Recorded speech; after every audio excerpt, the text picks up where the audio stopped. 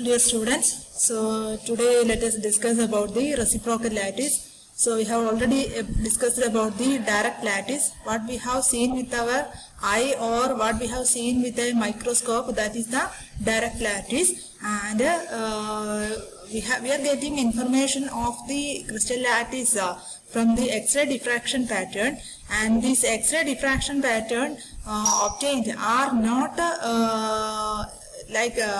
that we have seen with our naked eye or with a microscope. So we have to connect the images obtained from the X-ray diffraction pattern to the lattice, and these lattices are so arranged that the distance between the lattice are of the order of angstrom. So only X-ray can be used to study about the crystal. So we have to connect the X-ray diffraction pattern obtained of a particular crystal with the crystal lattice. For that we have introduced a term called reciprocal lattice. So direct lattice is that we have what we have seen with the microscope. So the study of a crystal with a microscope is not possible because we cannot see atoms with the microscope, usual microscope, or we cannot measure the interplanar distance or like the quantities which characterize as a crystal with using these microscope images. So we have to in order to study this the detailed study, in order to have a detailed study of a crystal lattice, we are connecting the diffraction pattern with the parameters of the lattice.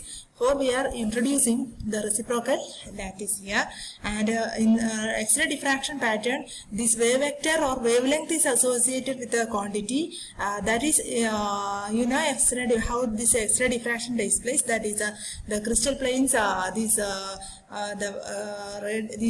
wavelength of the X-rays are of similar to the size of the atom. So when X-ray passes through the crystal lattice, at the lattice points they are getting diffracted.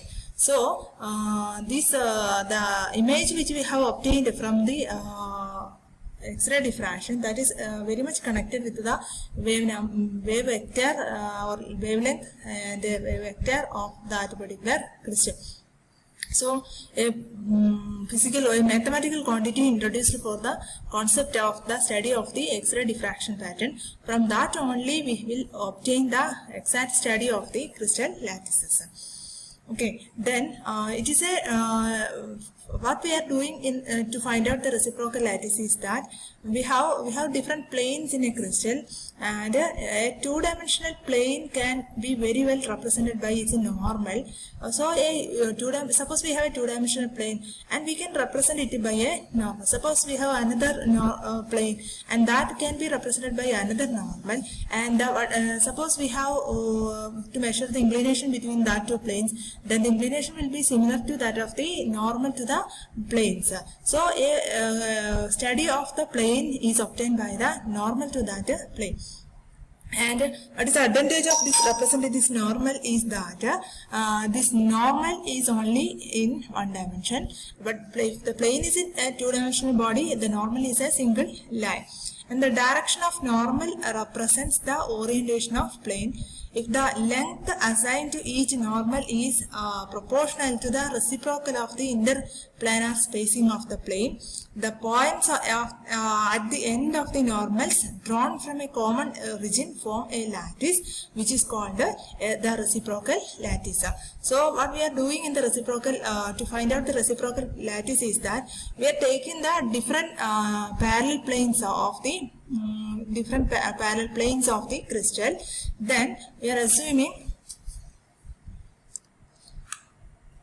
so the procedure first of all the procedure. So first of all, suppose this is a direct lattice or a simple cubic lattice. Suppose in order to find out the reciprocal lattice of this, first of all you have to find out any point you have to take any point as the reference point, and then you can take planes.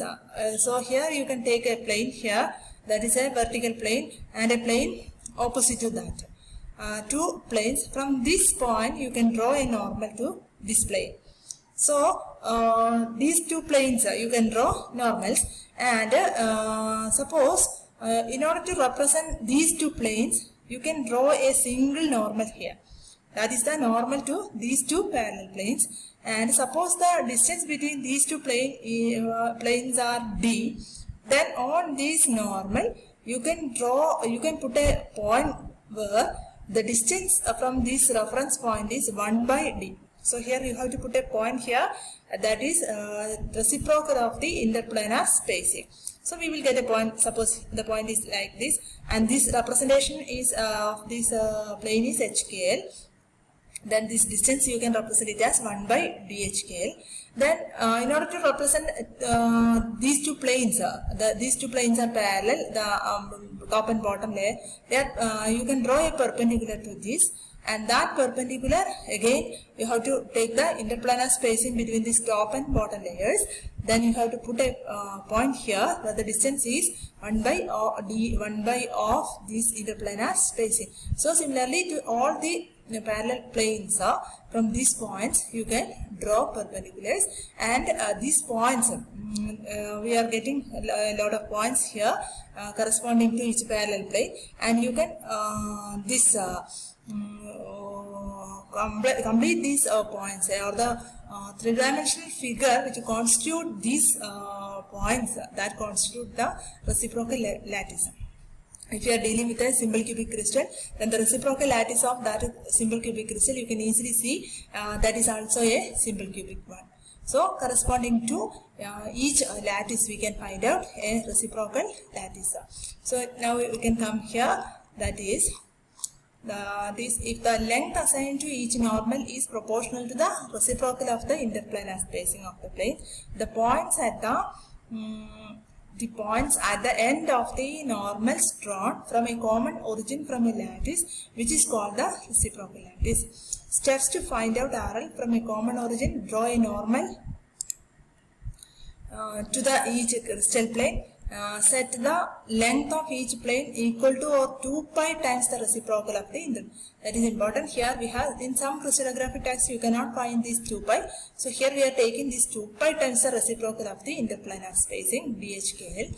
Make a point at the end of each normal which represents the crystal plane. So then a collection of points obtained in this way corresponding to various crystal planes form a lattice array, and it is known as a reciprocal lattice. So this is the reciprocal method to obtain. It's a mathematical concept, and that is a method to obtain the reciprocal lattice. So 2 pi. So for the direct lattice, the interplanar spacing, or the representation of interplanar spacing of the direct lattice is in terms of L. So for here reciprocal lattice, it is 2 pi by d, so it is 1 by length, and 2 pi by d, 2 pi by length inverse, that is a unit corresponds to the 2 pi by lambda, that is wave number. So reciprocal lattice is somehow related with the wave vector, etc.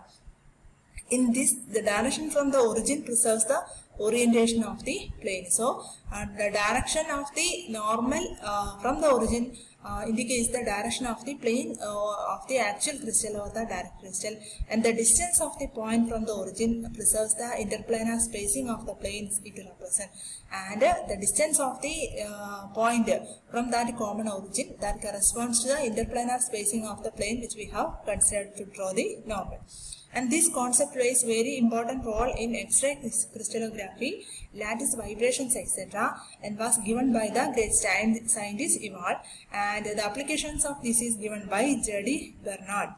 Okay, so in direct lattice we are representing the lattice crystal translation vectors as A, B, etc. So in the reciprocal lattice we are representing the crystal translation vectors as A star, B star, C star, etc. Such that A star A will be A star dot A is equal to 2 pi, B star dot B is equal to 2 pi, and C star C will be equal to 2 pi, and A star dot B, that is a crystal lattice, reciprocal lattice corresponding to along the x direction will be perpendicular to B. A dot B is A star dot B is equal to 0. That means A star and B both are perpendicular. So similarly A star C, B star C, etc. all will be 0, and same thing. So that will be multiplied, we will get a 2 pi value. Then primitive lattice translation vectors of the reciprocal lattice are given by A star is given by 2 pi by A, and B star is given by 2 pi by B, and C star is given by 2 pi by C. So this is the relation between the primitive translation vector and the reciprocal lattice vectors. A star is equal to 2 pi by A, 2 pi by B, the C star is equal to 2 pi by C, etc. Then we have to find out an expression for the A star, B star, etc. Consider a lattice, direct lattice whose unit cell is defined by the vectors A, B, C. And if the area, so here we have this unit cell, and the area of BC plane you can take, BC plane. So the area will be plane is, suppose we have taken it as A, then the volume of the unit cell will be A into height. A into the interplanar spacing you can take. This is a D100 plane. So this height, that is height, A into height will give you the volume. Then A star will be equal to 2 pi divided by D100. So it is equal to 2 pi into this D100, that you can write it as A by B, area by volume. Then area you can represent in terms of the lattice translation vectors as B cross C.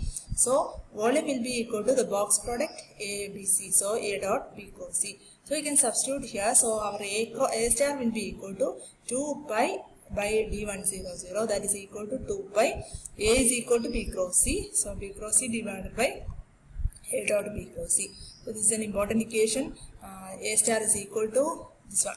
A star is equal to 2 pi into B cross C divided by A dot B cross C. Similarly, B star, suppose we have taken B star will be equal to 2 pi, then it will be C cross A. So here you know C cross A divided by A dot B cross C.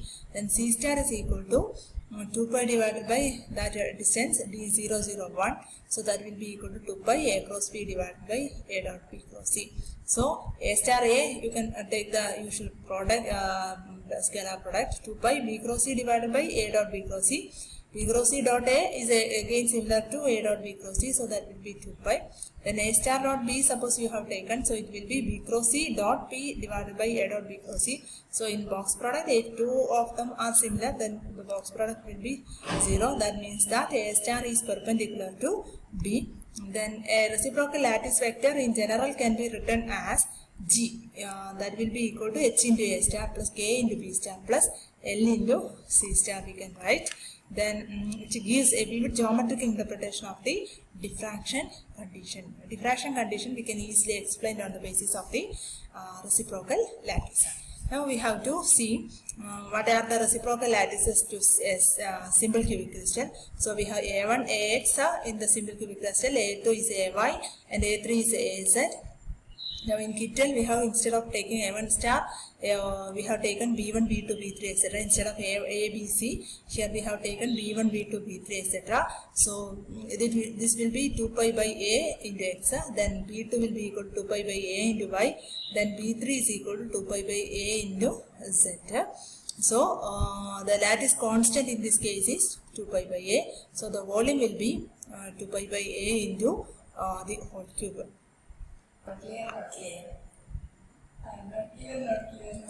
So here how can you find out B1? B1 is equal to 2 pi into B cross C. Here B stands for A2 and C stands for A3. So B cross C. So you will get A Y cross AZ. A cross A into Y cross Z becomes X. So divided by A dot B cross C. A dot B cross C is so here A dot X dot AY cross AZ.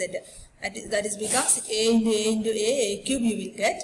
Then X dot Y cross Z. Y cross Z is X. Then X dot X is again 1. So here you will get it as 2 pi by A. All this you have to do it as an assignment work. Then similarly you can find out B2, B3. So here lattice parameter has changed. Lattice constant has been changed to 2 pi by A. But the nature is all these are equal. So it is same as a simple cubic. So reciprocal lattice to simple cubic is again a simple cubic crystal. Then to BCC, the lattice vectors are given by this half into A into minus X plus Y plus Z. Then A2 equal to half into A minus X a into x minus y plus z, a3 is equal to this one. So you can find out b1, b2, b3 like this. Suppose we have examined this nature of this b1